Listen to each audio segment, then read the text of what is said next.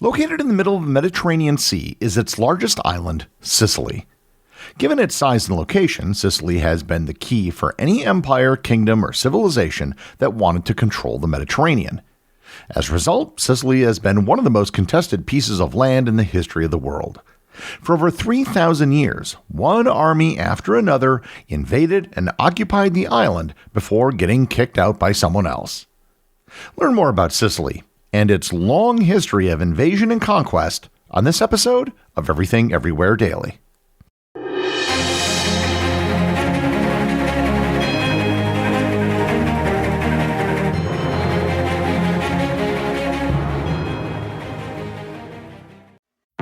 Make your next move with American Express Business Platinum. You'll get 5 times membership rewards points on flights and prepaid hotels booked on AmexTravel.com.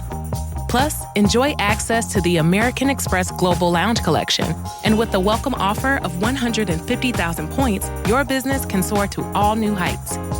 Terms apply. Learn more at americanexpress.com/business-platinum. Amex Business Platinum. Built for business by American Express.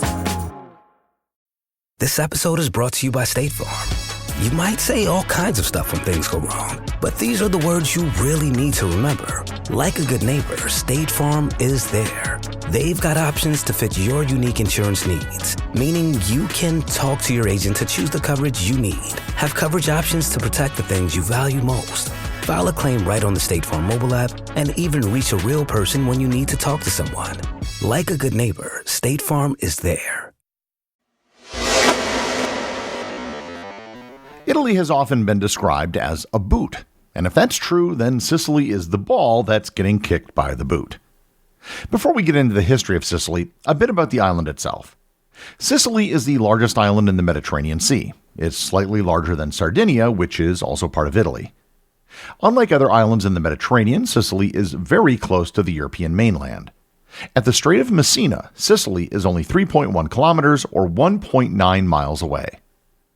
The most prominent feature on the island is Mount Etna, Europe's highest and most active volcano. It has shaped the island's geography and ecology for millennia. Sicily's interior is largely hilly and mountainous, with rich agricultural zones producing citrus, olives, grapes, and wheat, while its coasts are dotted with cliffs, beaches, and natural harbors. In addition to its strategic location, its fertile farmland has also made it attractive to everyone who came there over the years. The human presence on Sicily stretches back to the Paleolithic period, with evidence of humans dating back as far as 12,000 BC. Early inhabitants were likely hunter-gatherers living in caves and using stone tools. They likely got to Sicily by walking there when sea levels were lower. Archaeological sites like the Adura Caves near Palermo reveal cave art depicting human figures in dynamic poses, hinting at ritualistic or social significance. By the Neolithic period, around 6000 BC, agricultural and animal domestication began to appear, likely influenced by interactions with mainland Italy and the eastern Mediterranean. During the Copper and Bronze Ages, Sicily saw the rise of increasingly complex societies. Distinct cultural groups such as the Castelluccio culture in southeastern Sicily left behind burial chambers, ceramics, and fortified hilltop villages. Around this time, the 3 main indigenous people of Sicily, the Sicani, the Elymians, and the Sicels, emerged. Their exact origins are still debated by anthropologists, but they were likely a mix of local people and migrations from mainland Italy and the Aegean. The first group to encounter these native Sicilians were the Phoenicians. Around 1000 BC, the Phoenicians, who were seafaring traders from the eastern Mediterranean based in modern-day Lebanon, began establishing colonies and trading posts along the western and northern coasts of Sicily. Drawn by the island's strategic location on key maritime trade routes, they founded settlements such as Modia, Panormus, and Saguntum, which served as hubs for commerce and cultural exchange. The Phoenicians interacted with the island's indigenous populations through trade and occasional alliances. Their presence was primarily mercantile than imperial, focused on controlling trade rather than conquering territory. About 250 years later, the next group that showed up were the Greeks. The Greek colonization of Sicily began around 750 BC, when the settlers from mainland Greece established their first colony at Naxos, followed soon by others such as Syracuse. These Greek city-states were founded primarily along the eastern and southern coasts, where fertile land and natural harbors made settlement ideal. The Greeks brought with them their language, religion, art, and political structures, transforming Sicily into one of the most culturally vibrant regions of the Mediterranean.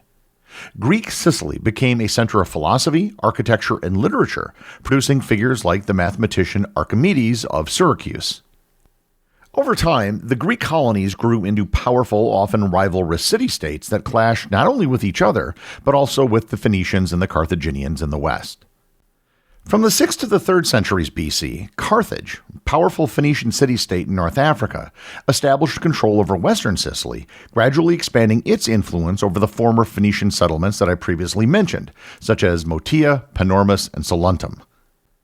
As Greek city-states expanded in the east and south, Carthaginian Sicily became the western stronghold, leading to centuries of conflict between the two civilizations.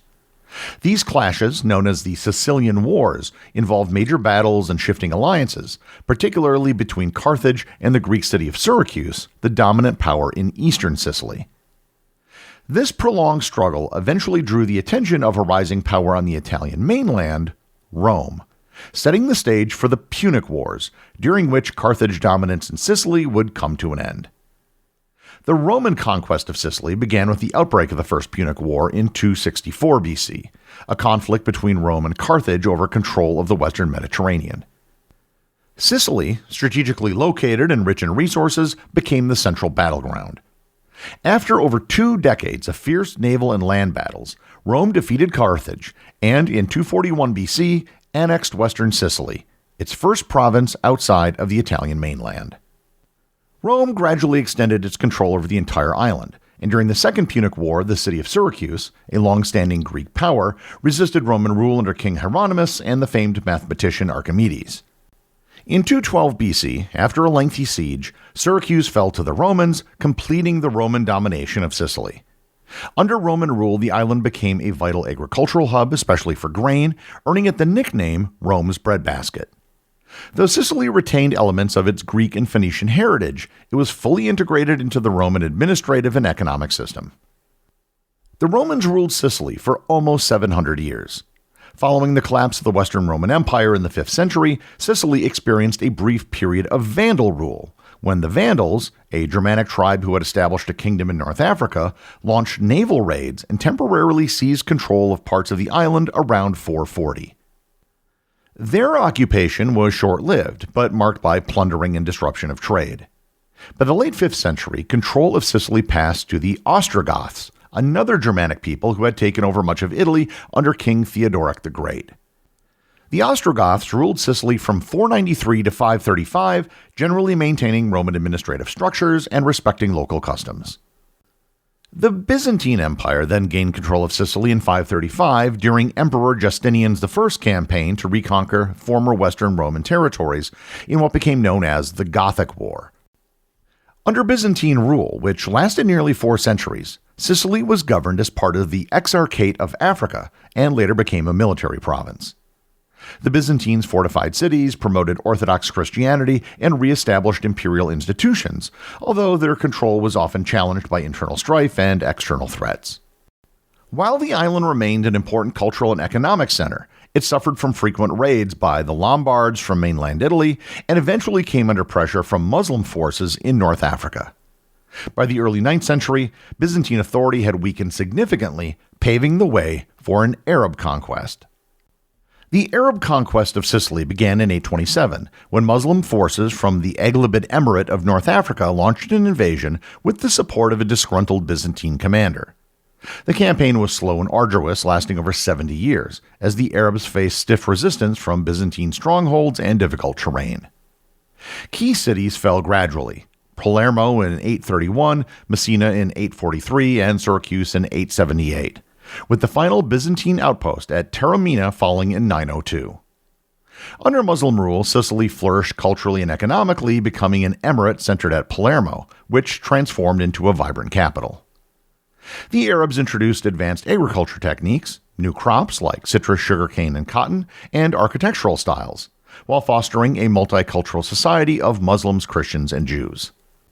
Though fragmented at times among rival Muslim dynasties, Islamic Sicily became a beacon of learning and prosperity in the central Mediterranean until the arrival of the Normans in the 11th century.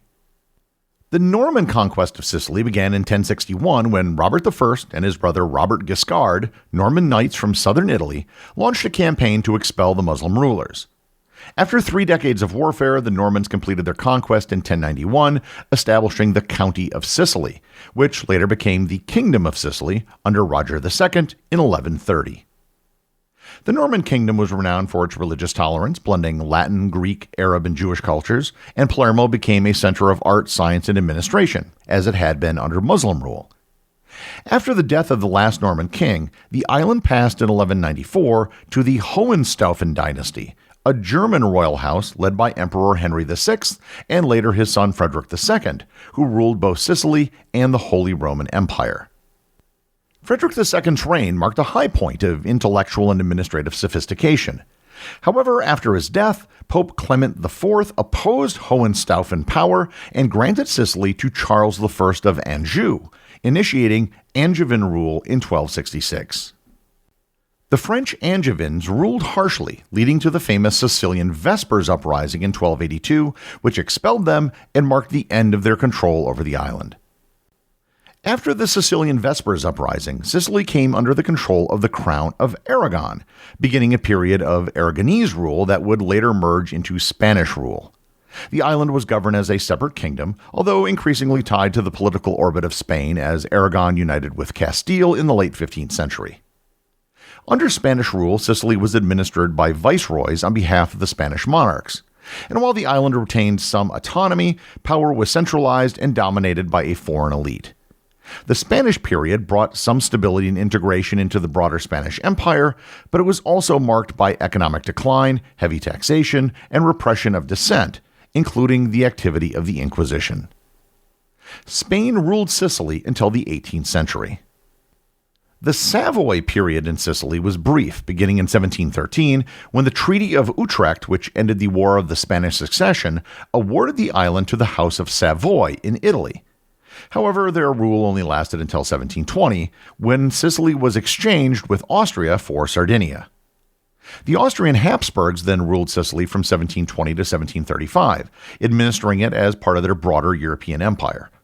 Although relatively peaceful, both the Savoy and Austrian periods were short-lived and left limited cultural or political impact before Sicily was conquered by the Spanish Bourbons, who restored it as a separate kingdom.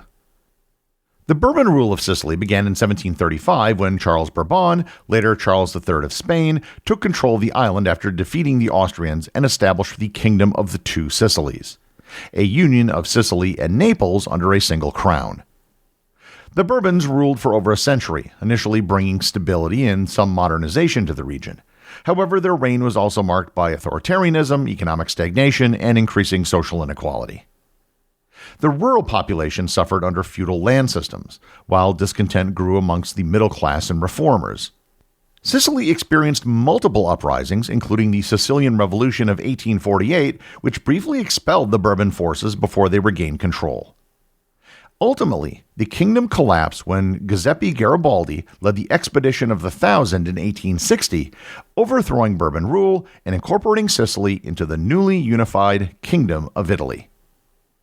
Sicily has remained a part of Italy ever since 1860, but that didn't stop the occupations. When Italy joined the Axis powers in World War II, German troops were stationed on the island, and the country was de facto ruling it. When the British and Americans sought to invade Europe, the first place they landed was Sicily, which Winston Churchill had called the soft underbelly of Europe. The massive Allied invasion of the island took place in July of 1943. British and American forces under the generals Bernard Montgomery and George S. Patton launched amphibious and airborne assaults to capture Sicily from Axis control. The campaign lasted just over a month, ending with the Allied capture of Messina on August 17, 1943. The invasion marked a turning point in the war, leading to the downfall of Benito Mussolini, the collapse of fascist Italy, and opening the path for the Allied invasion of the Italian mainland.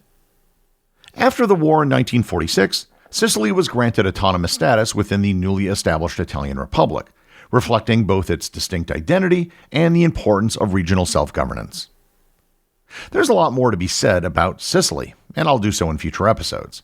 For example, it has a unique language that is distinct from Italian, and it's been influenced by all the different people who have ruled the island.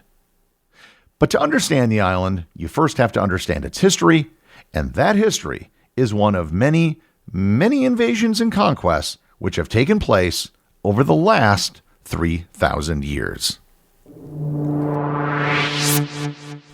The executive producer of Everything Everywhere Daily is Charles Daniel. The associate producers are Austin Oken and Cameron Kiefer. Today's review comes from listener Aura Davis over on Apple Podcasts in the United States. They write, "I love this. This podcast is incredible. I've always been curious. This podcast satisfies my curiosity as well as helping my ADHD by giving me small bites. Love it." Well, thanks, Aura Davis. You can successfully learn almost anything by just doing a little bit every day. It's a far better path to success than trying to cram everything all at once. Remember, if you leave a review or send me a boostagram, you too can have it read on the show.